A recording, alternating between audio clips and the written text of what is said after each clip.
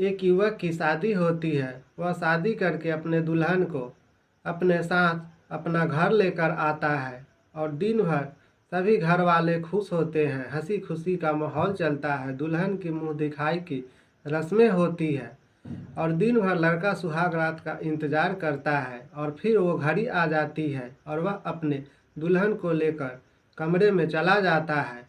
और जब सुबह होती है तो सभी की आंखें फटी की फटी रह जाती है उस मंजर को देखकर।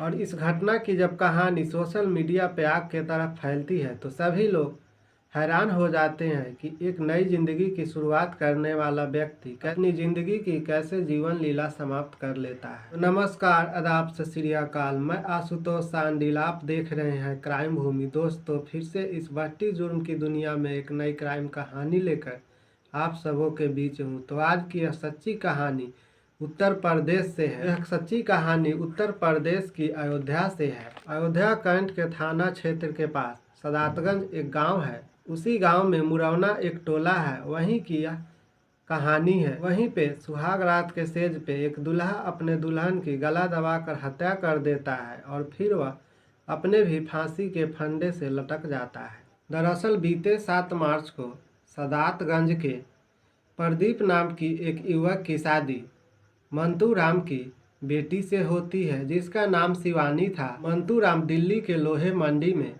ठेला चलाने का काम करता था और वहीं पे उसकी बेटी शिवानी भी उसके साथ रहती थी।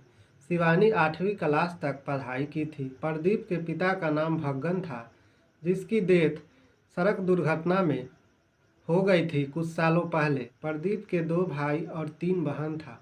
प्रदीप की बारात 7 मार्च को मंतू राम के बेटी से शादी होने के लिए मंतू राम के घर जाता है।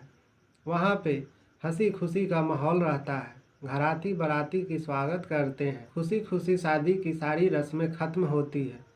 दूल्हा अपने दुल्हन को साथ लेकर अपने घर चला आता है। नई नवेली दुल्हन जब अपने घर में आती है तो यहाँ पे दुल्हन का मुंह दिखाई होता है। हंसी खुशी का माहौल था। दूल्हा भी अपनी सुहाग रात का इंतजार कर रहा था। शाम का टाइम होता है। दूल्हा अपने दुल्हन को लेकर सुहाग रात के अपने कमरे में पहुंच जाता है और सभी घर वाले सो रहे थे। इधर दूल्हा दुल्हन भी अपने सोने की तैयारी करता है और सुहाग रात का इंतजार जो बेसब्री से कर रहा था उसकी टाइम आ गई थी। लेकिन दूल्हा सुहाग रात मनाने की बजाय अपने दुल्हन के गले दबाकर हत्या कर देता है और फिर न जाने किस डर से अपने भी फांसी की फंदे से लटक जाता है। अगले दिन दूल्हे की रिसेप्शन होने वाली थी।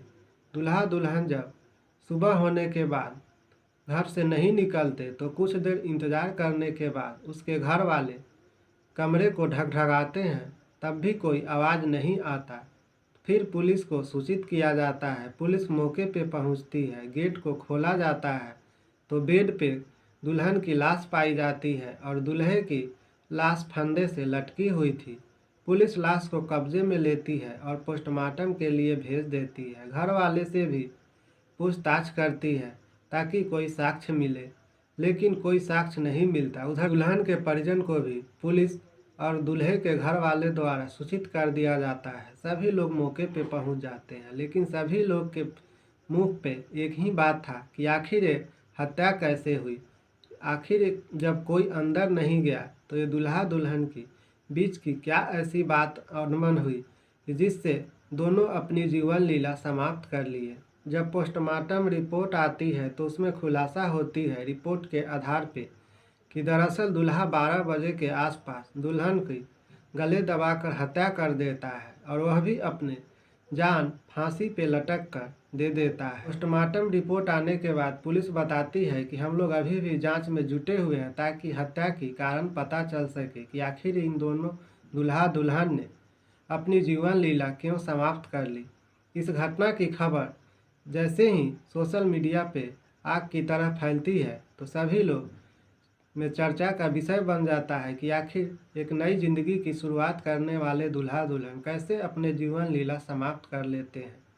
बाकी इस कहानी पे आपकी क्या राय है, कमेंट बॉक्स पे ज़रूर बताइएगा। दोस्तों, इस कहानी सुनाने का उद्देश्य किसी की दिल दुखाना और भावनाओं से खिलवाड़ करना नहीं है, बल्कि आपको जागरूक करना है ताकि आप सतर्क रहें, सुरक्षित रहें। मिलते हैं फिर इसी तरह की नई क्राइम कहानी लेकर अगले वीडियो में। तब तक के लिए रखिए आप अपना ख्याल। जय हिंद, जय भारत, शुभ रात्रि।